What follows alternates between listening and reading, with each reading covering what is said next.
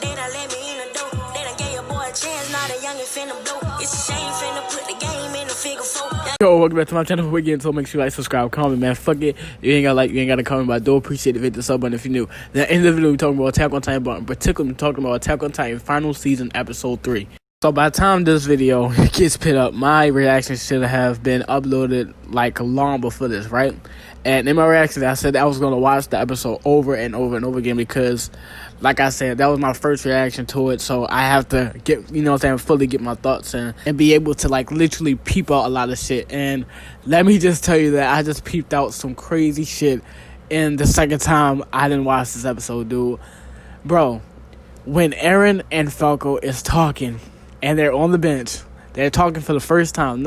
And I just realized that they was talking under a fucking tree that had no motherfucking leaves, dude. Nothing but branches. I don't see motherfucker. We ain't in fall. We ain't in no motherfucking winter. And this motherfucker looks up at the tree, dude. Eren looks up at the tree. That's not a coincidence. That is not a fucking coincidence, bro. Yo, I think I might be right when I made that theory about Falco, dude. I think I might be right. This, like, yo. Oh my gosh, bro. I can't believe that I might be fucking right. They're talking under the fucking tree. That is foreshadowing, bro. Oh my gosh. If you're an anime only, get the fuck out this video right now. Please. I'll give you 5 seconds. Get the fuck out of this video. Dude. The anime is literally throwing all this shit in front of us, dude. We just have to realize this shit. In the first episode, this motherfucker wakes up reaching out to a bird, right? That's literally what the fuck Eren did in the first episode of season 1. He is looking at the bird fly in the air, dude. Now, we all know when Falco is reaching out to the bird, we all know that's Eren. We all know that's Eren, dude. He has future memories of Falco reaching out to him. That is Eren. I don't know how the fuck he's using power to look through the birds and overlook the world, whatever. He's using Odin's power from Norse mythology, whatever. I don't know how he's doing it, but he's doing it. He already had future memories of Falco doing that. He already had a plan for Falco. Falco he plays a major role in this story, dude. What if in the first season when Eren was looking at the bird, what if that was fucking Falco instead of Eren? And they was like messing. I don't even want to think like that. That is fucking crazy. Like in the anime, they are like pushing it in our face that Falco is playing a major role. He is heavily focused on in the outro of the anime. Heavily focused on. You know? Now, granted, throughout the episodes, they did take a couple of dialogues and like twisted it up a little bit. Like Falco don't say that like direct same shit that he says. You know, like when he's supposed to be thinking about what Rhino says and everything to him, he's supposed to say like, hey, I wonder if Rhino wants to you know, saying free the Eldians just like how I do. He says something way different in the anime, you know, and they added on to it, but it's similar to what the fuck he said in the manga. And in the first episode, Falco wakes up from somebody else's memories, dude, just like how Eren wakes up from his own memories. Bro, it's set up, dude. I think Falco might take this guy. I swear I do not want that shit to fucking happen. I don't want that to happen. But seeing this shit in the latest episode and that they're talking under the tree. Dude, that's not a coincidence. They're talking under a tree with no leaves on it. I don't even know what season they in. I don't even know what fucking month they in. But that's not a coincidence. That's not a coincidence, dude.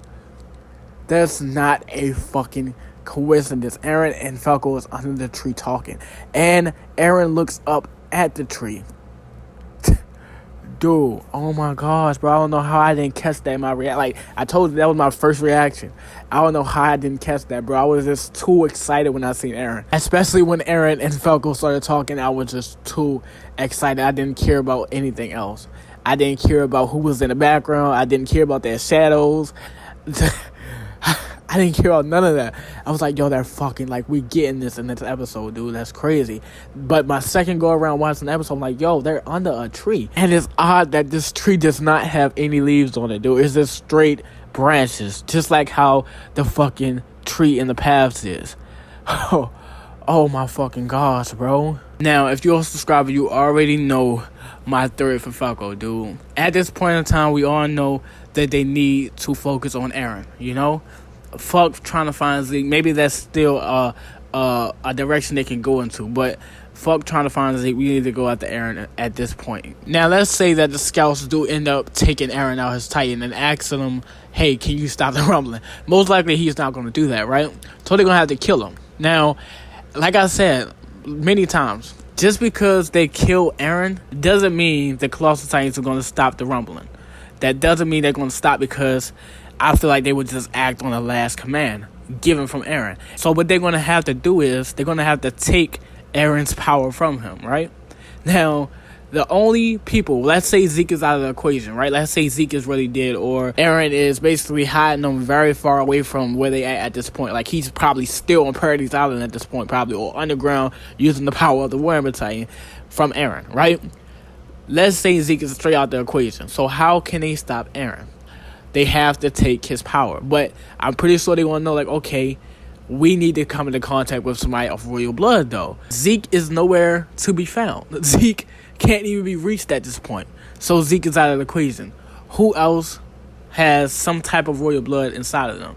Historia, right? Historia is on Paradise Island, so she's out of the equation. And plus, they don't have any Titan serum to basically make her a Titan. She's out of the equation. So it's going to have to come down to the people who were given the Beast Titan powers.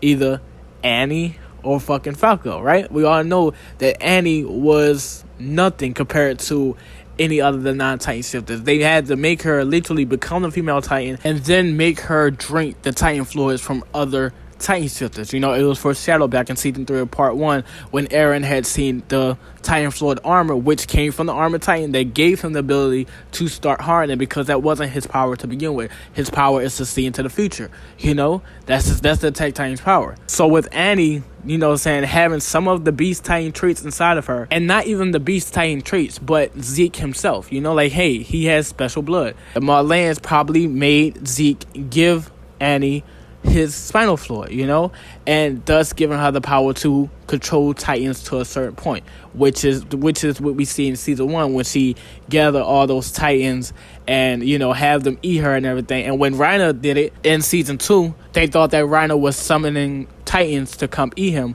like how the female Titan did, but they, you know what I'm saying, they never came because he wasn't given Zeke's spinal fluid like how Annie was. But it's a certain other person who was transformed by Zeke directly. You know, Zeke transformed Falco directly from his spinal fluid, and then he was given the power of the Jaws Titan. So he's more beast than motherfucking Jaws in the first place, right? So I'm pretty sure if Andy can do it, I'm pretty sure Falcon could do it at a certain extent, and especially if he becomes the founder Titan. And by him having Zeke's spinal fluid inside of him, he might not even have to come into contact with Zeke at all, because he already has the ability to control Titans to a certain extent. So it's almost like it's set up for him to get the power of the founder and the power of the Attack Titan and the Worm Titan, along with the Beast and Jaws Titan. And he can either stop the rumbling or continue the rumbling, right? Now, most likely Eren had planned this shit, and he set everything up by basically manipulating Falco, not just manipulating, but brainwashing Falco with his own ideology to keep moving forward, you know? Just like in the manga, Eren said to Falco, hey, I made you help me. So what if he do the same thing? Falco eats Eren and take his power, and as soon as he does this, he either gets all of Eren's memories and he starts thinking like Eren and he understands where the fuck Eren was coming from and he continues the rumbling, or Eren transports Falco to the past and have a conversation with him and give him a choice to either continue the rumbling or end it.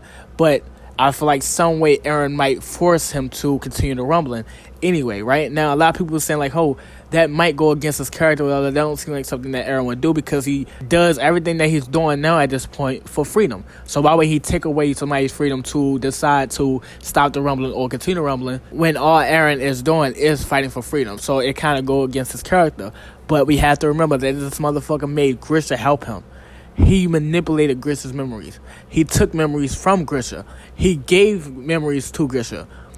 He literally made Grisha do what the fuck he wanted. Like, even Zeke has said it when they was in Grisha's memories, and Zeke seeing that Grisha was not trying to kill the Reed family, he thought that time was changing. But then he had to look behind him like, oh shit, it's Eren. Eren is the reason why he got the power in the fucking first place. He made Grisha do this. So what if he do the same thing to Falco? You know, like, give him a choice, but don't give him a choice at the same time. Because that's how it felt like for Grisha. Because Grisha, he always had a choice to not follow Eren, but he didn't have a choice at the same time. We've seen that when Grisha had found the chapel when he was literally young as fuck. He was young as hell. He didn't even have his beard yet. He found the chapel fast as fuck. But he kept going back. He had a choice. But when he seen Eren and Zeke, he was like, oh shit.